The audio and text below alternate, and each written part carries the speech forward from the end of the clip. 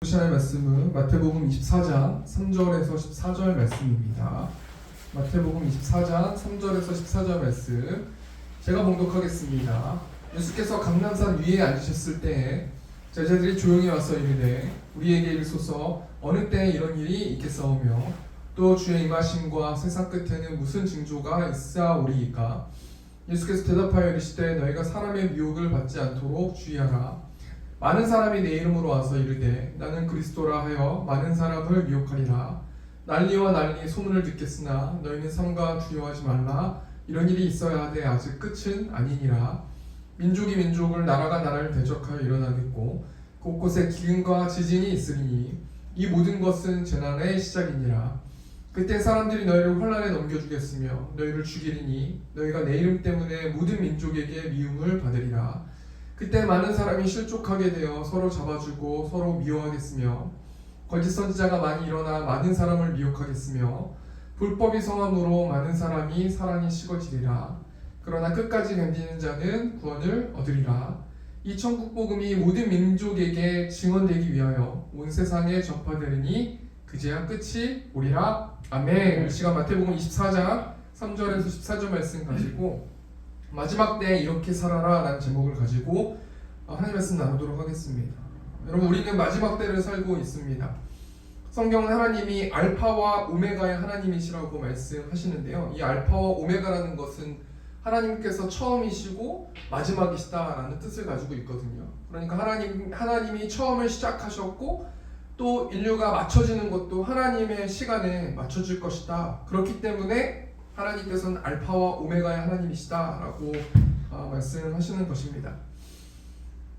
예수님께서 2000년 전에 오셨죠. 예수님께서 오시고 또 예수님께서 승천하시면서 뭐라고 말씀하셨냐면 내가 다시 올 것이다 라고 말씀하셨는데요, 그 예수님께서 다시 오시는 그때가 예수님의 재림의 때고요, 예수님이 언제 오실지는 아무도 알 수 없다라고 성경에 기록된 말씀이 있습니다.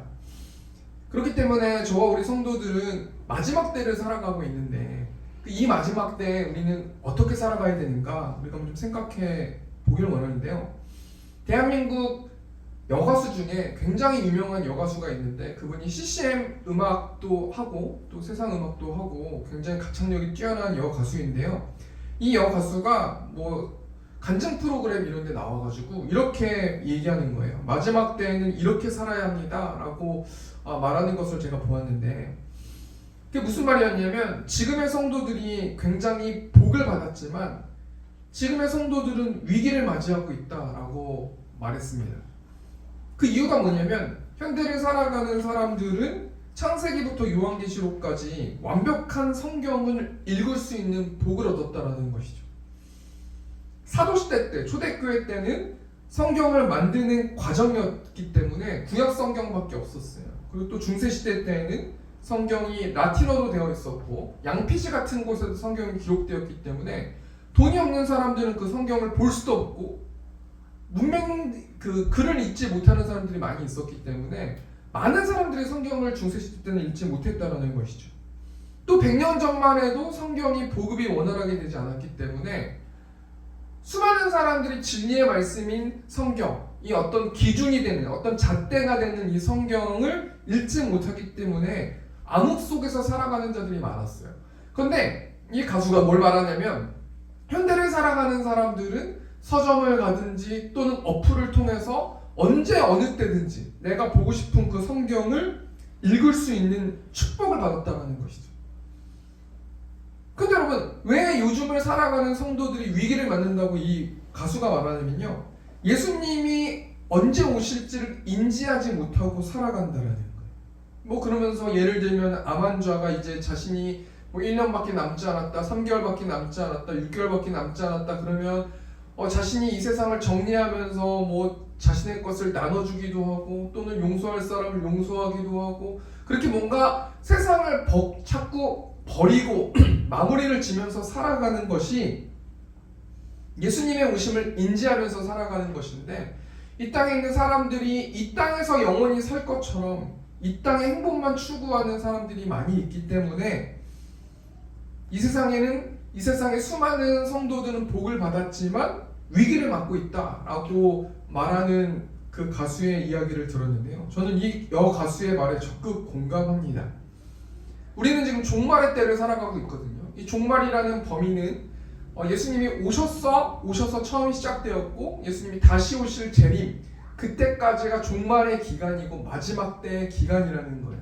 그래서 우리는 뭐 대단하게 우리만 지금 종말의 때를 살아가는 게 아니라 뭐 100년 전, 200년 전, 300년 전, 2000년 전까지는 우리는 모든 사람들이 종말의 때를 살아가고 있는 건 아니겠습니까? 우리가 오늘 마태복음 24장 말씀 통해서 우리가 마지막 때 어떻게 살아가야 되는지, 마지막 때는 어떤 일들이 벌어지는지 좀 생각해 보기를 원하는데, 오늘 본 말씀 3절 말씀 보면은 이야기가 이렇습니다. 예수께서 감난산 위에 앉으셨을 때 제자들이 조용히 와서 예수님께 질문하는 거예요. 어느 때에 이런 일이 있겠사오며 또 주의 임하심과 세상 끝에는 무슨 징조가 있사오리까? 앞에 말은 그냥 요약하면은 한마디로 말하면 마지막 때에는 어떤 징조가 있겠습니까? 어떤 일들이 벌어졌을 때 우리가 마지막 때 예수님이 이제 다시 금방 오실 거라고 어떻게 생각할 수 있겠습니까? 라는 이 질문이거든요. 우리가 오늘 본 말씀 통해서 크게 두 가지만 좀 생각해 봤으면 좋겠는데, 첫 번째는 뭐냐면요, 마지막 때에 일어날 징조들이에요. 어떤 일들이 벌어지면 마지막 때인가, 정말 예수님이 정말 가깝게 올 거라는 그 징조가 어떤 것이 있는가, 우리가 세 가지만 좀 생각해보고, 크게 두 번째로는 마지막 때 그러면 우리 성도들이 어떻게 살아가야 되는지 우리가 세 가지만 좀 생각해보고 말씀 마쳤으면 좋겠는데요. 크게 첫 번째로 우리 마지막 때 일어날 징조들이 무엇인지 우리 세 가지만 간략하게 좀 생각해 보겠습니다. 우리 4절 말씀 보니까 예수께서 대답하여 이르시되 너희가 사람의 미혹을 받지 않도록 주의하라. 여러분, 미혹이라는 단어가 나와요. 수많은 사람들이 예수님을 믿는 성도들을 미혹한다라는 거예요. 그럼 여러분, 이 미혹이라는 단어가 어떤 뜻을 가지고 있냐면 세 가지 뜻이 있는데, 벗어나다, 또 두 번째는 길을 잃다, 세 번째는 속임수라는 뜻이 미혹이라는 뜻이에요.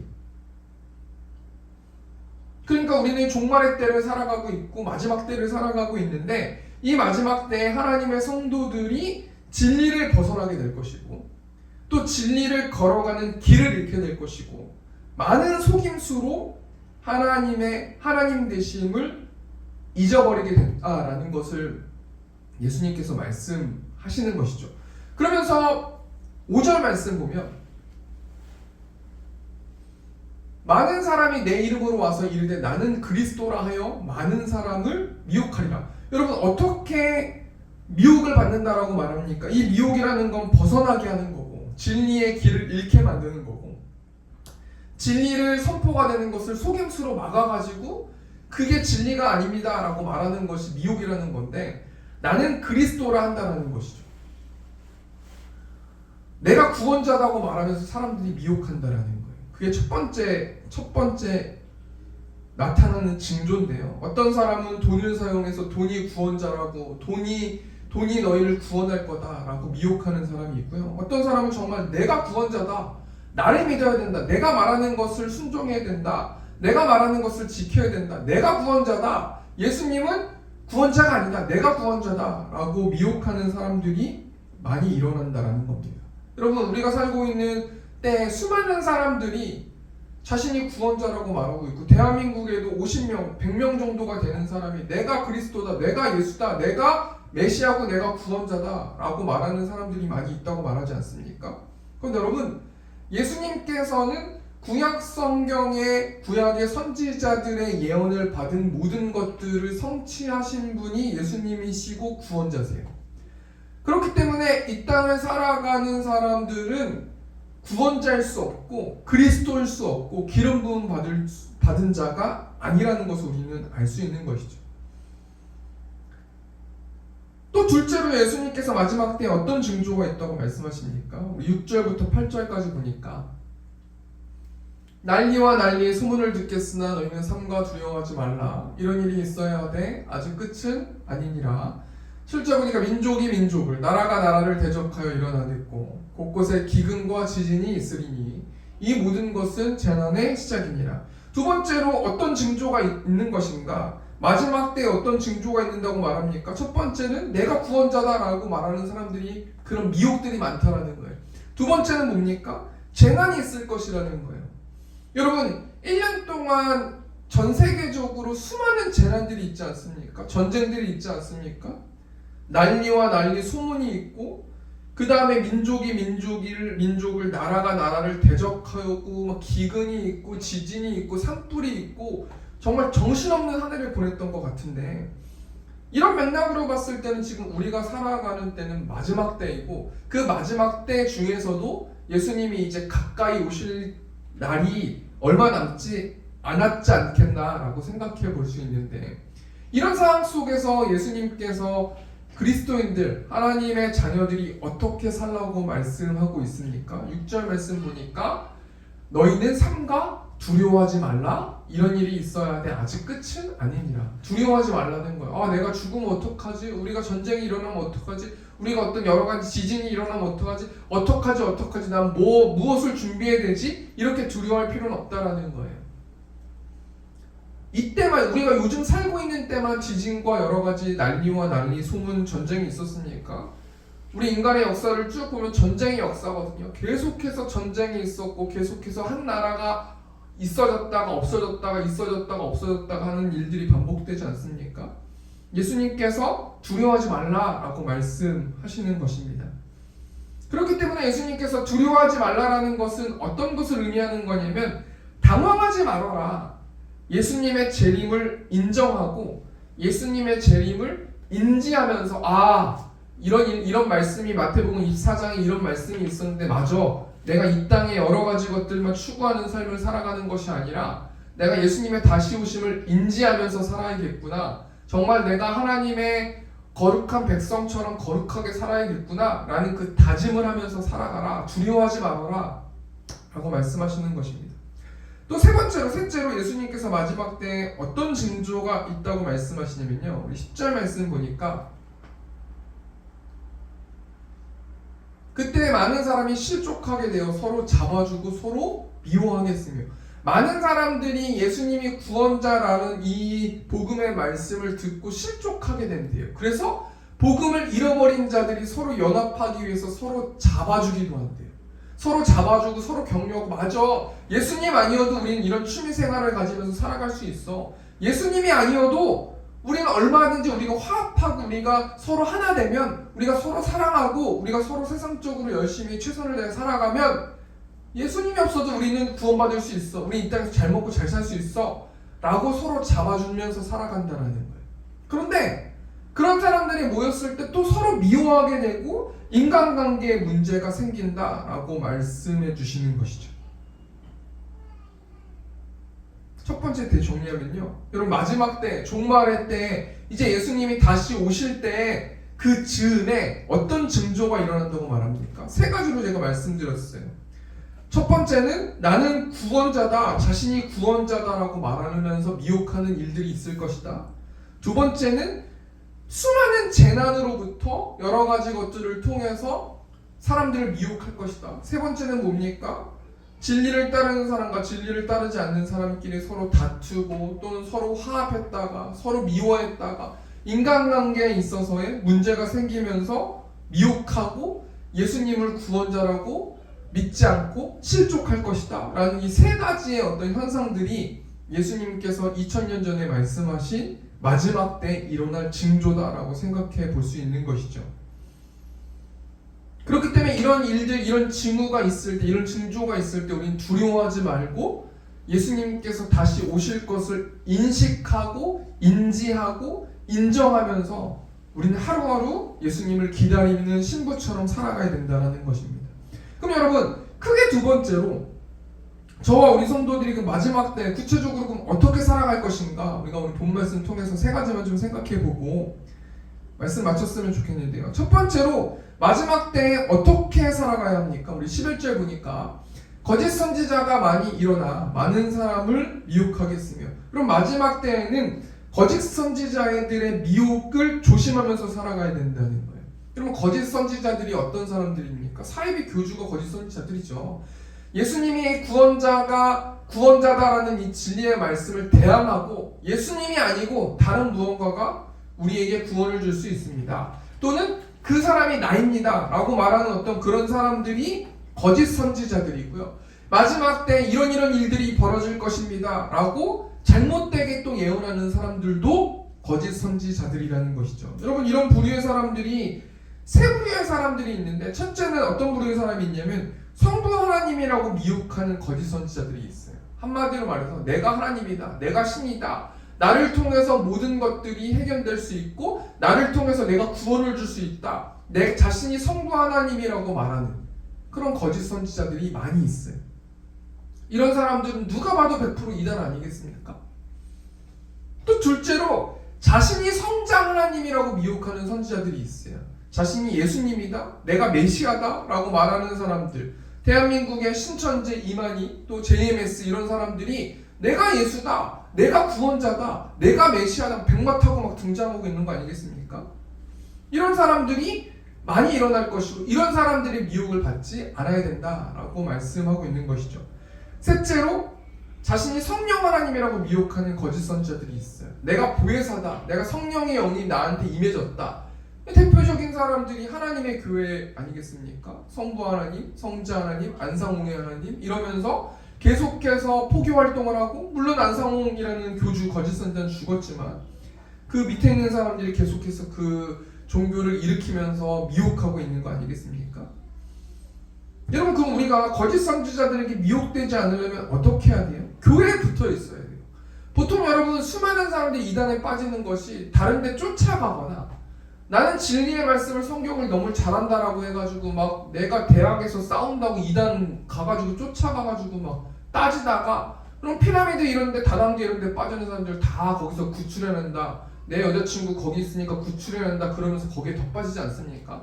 아니, 상종하지 말고 교회에 붙어 있어야 돼요. 그리고 교회의 목회자들에게 성경을 배우고 토론하고 또 하나님에 대해서 공부하고, 그럴 때 거짓 선지자들에게 넘어지지 않을 수 있다는 것이죠. 첫째, 마지막 때 어떻게 살아가야 됩니까? 거짓 선지자들의 미혹을 조심하면서 살아야 돼요. 여러분, 거짓 선지자뿐만 아니라 한 해를 마감하면서 2025년이 지나가면서 매스컴이나 여러가지 버라이어티나 여러가지 방송에서 얼마나 많은 점쟁이들이 많이 나오는지, 무당들이 많이 나오는지, 뭐 거의 많은 연예인들도 그렇고 많은 사람들이 대부분 12월 말 이때 2026년 운세를 보지 않습니까? 또 기독교인이라고 말하면서 신문에 나와 있는 운세, 또는 뭐 재미로 보는 게임처럼 보는 운세, 그러면서 나는 이거 안 믿어, 난 믿어, 여러 가지 말들을 많이 하는데, 여러분, 이런 것 또한 마지막 때에 이런 것들, 이런 미혹들을 조심하면서 살아야 되는 것이 아닌가. 여러분, 크리스찬들이 얼마든지 하나님께 기도하고 하나님을 의지하면은 얼마든지 하나님이 지켜주실 건데, 앞의 미래를 봐서 준비한다라는 것은 하나님의 능력과 하나님의 인도하심과 하나님이 나를 사랑하신다는 것을 인지하지 않고 있고 인식하지 않고 있고 반발하는 행동 아니겠습니까?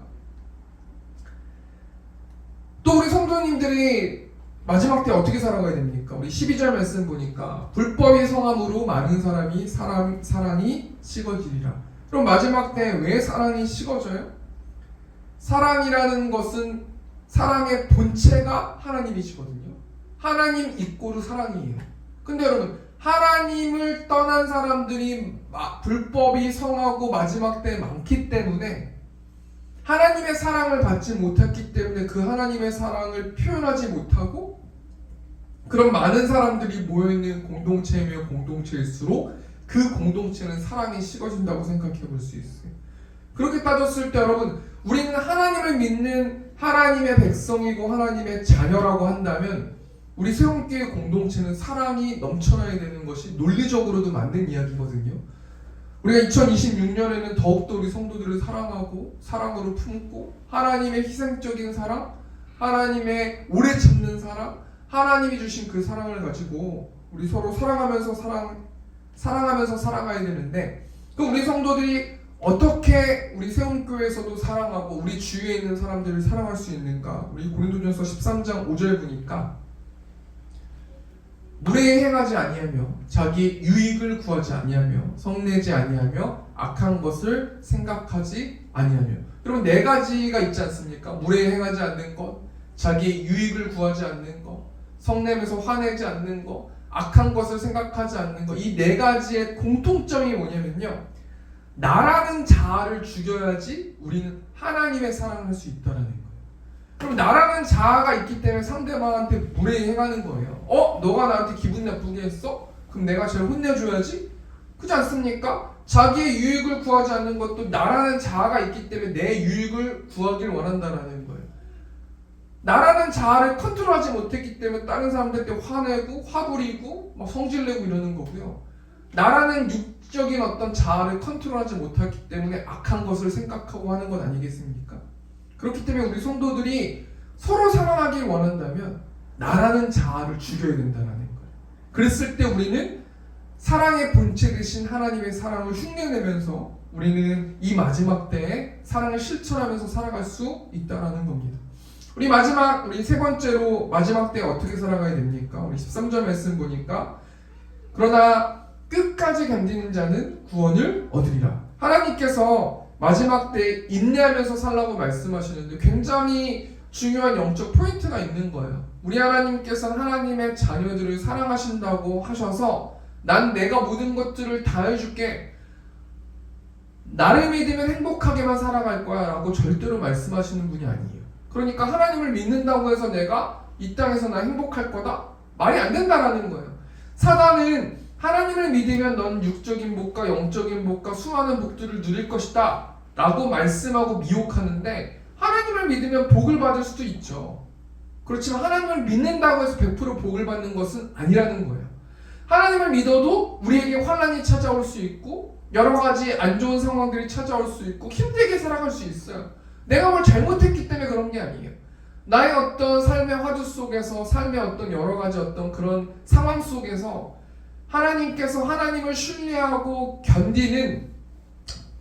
견디면서 살아가는 그런 하나님의 사람들을 눈여겨보신다는 거 아니겠습니까? 그 견디는 인내 속에서 모든 것들을 인내했을 때 나처럼 또 힘든 사람들을 도와줄 수 있도록 해주시기 위해서 하나님께서 뭐라고 말씀하십니까? 마지막 때에 인내하면서 살아라, 참으면서 살아라. 너가 하고 싶은 대로 다 하면서 살아가는 게 아니라 인내하고 참고 견디면서 너의 구원을 증명하면서 살아라 라고 말씀해 주시는 거예요.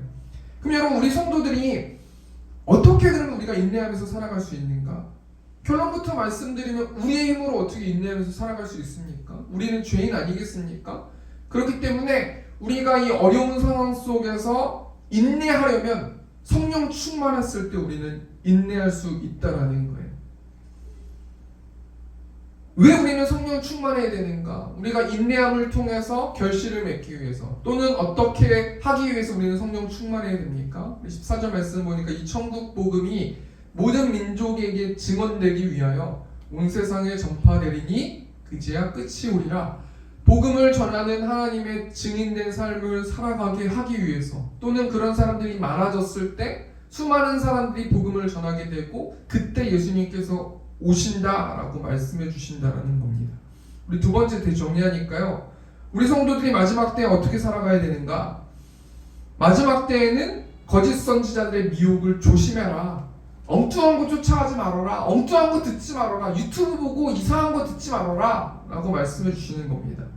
두 번째는 뭡니까? 서로 사랑하면서 살아라 라고 말씀해 주시는 것이죠. 세 번째는 뭡니까? 성령 충만함을 통해서 인내하면서 복음을 전하면서 살아라 라고 말씀해 주시는 것입니다. 우리 말씀을 정리하겠습니다. 우리가 2025년 마지막 예배로 하나님께 나아가는데, 우리 성도님들은 마지막 때를 살아가고 있어요. 종말의 때를 살아가고 있어요.